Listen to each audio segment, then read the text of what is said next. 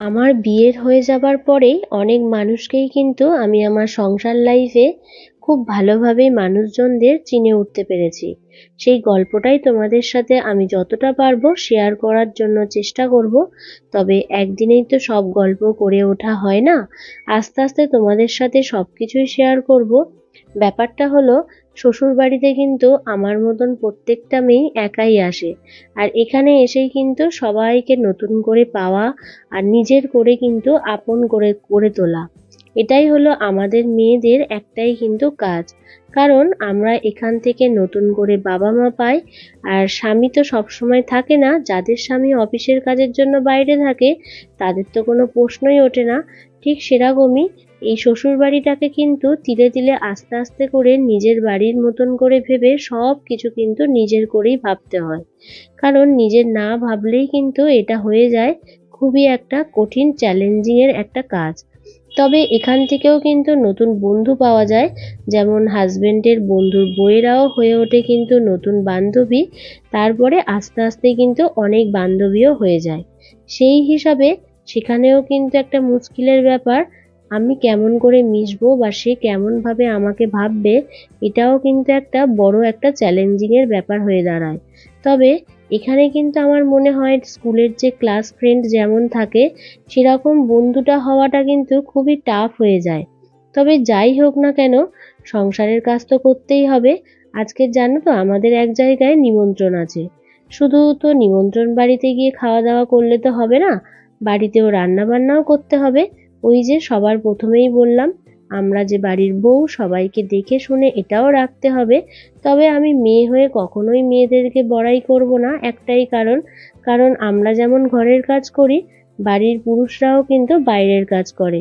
তাদেরও কিন্তু অনেক রকমের টেনশন থাকে, যেমন টাকা ইনকাম করে আনা, সংসারে সমস্ত কিছু খরচপাতি সব কিছু তারাই করে, তারা করে আনে। আমরা শুধু বসে বসে কিন্তু এই কাজগুলোই করি। আমার মনে হয় আমাদের বাড়ির মহিলার থেকে বাড়ির পুরুষদের বেশি কিন্তু চিন্তা ভাবনাটা বেশি থাকে। কারণ ঘুম থেকে উঠে ওদের চিন্তাটা করতে হয় যে এই টাকার মধ্যে সমস্ত কিছু বাজার হাট করে বাড়ির লোককে দেওয়া। আর আমরা তো সেই ভেবেই সমস্ত কাজ কিন্তু কমপ্লিট করি। তা সে যাই হোক, সকালবেলা তো দেখতেই পেলে লুচি আর আলুর তরকারি করেছি। আর এদিকে দেখো, রুমটা যখন গুছাচ্ছিলাম আমার হাজবেন্ড বলল যে ঠিক আছে চলো আজকের আমি তোমার সাথে সাথে একটু বিছানাটা গুছিয়ে দিই।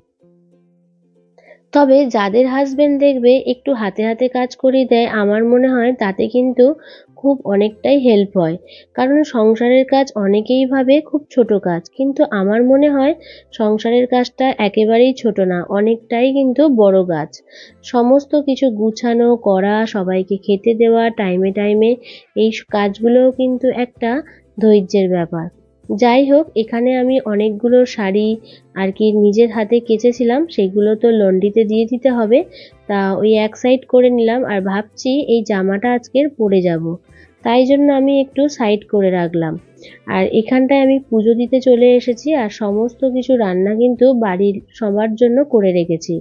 আমার সংসারে সবাই বলতে আমি, আমার হাজবেন্ড, আমার শ্বশুর মশাই, আর আছে আমার পিসি শাশুড়ি। আমার শাশুড়ি মা এই 4 বছর হলো গত হয়ে গিয়েছে, আমাদের ছেড়ে চলে গিয়েছে। তা যাই হোক, আমাদের তো একটা জায়গায় নিমন্ত্রণ আছে, আর যেহেতু দিনটা ছিল মঙ্গলবার তাই জন্য দেখো আমি কিন্তু হনুমানজির পুজো করি, তাই কলা আর লাড্ডু দিয়ে পুজো দিয়ে দিলাম।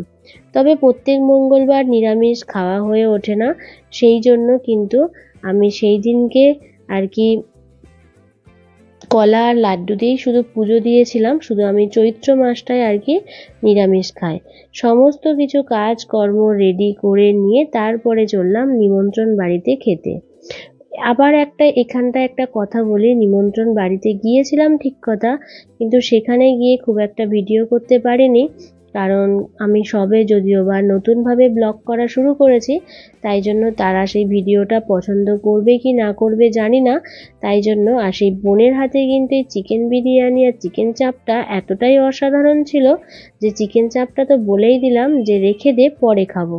শুধুই কিন্তু স্যালাড আর রায়তা দিয়েই চিকেন বিরিয়ানিটা খেয়ে নিলাম। এইভাবেই সারা দিনটা চললো। তা তোমাদের এই ভিডিওটা কেমন লাগলো অবশ্যই কিন্তু একটু কমেন্ট করে জানিও। তাহলে চলো বন্ধুরা, আজকের ভিডিওটা এখানেই শেষ করছি। সবাই ভালো থেকো, সুস্থ থেকো, আবার দেখা হবে নেক্সট কোনো ভিডিও নিয়ে। টাটা।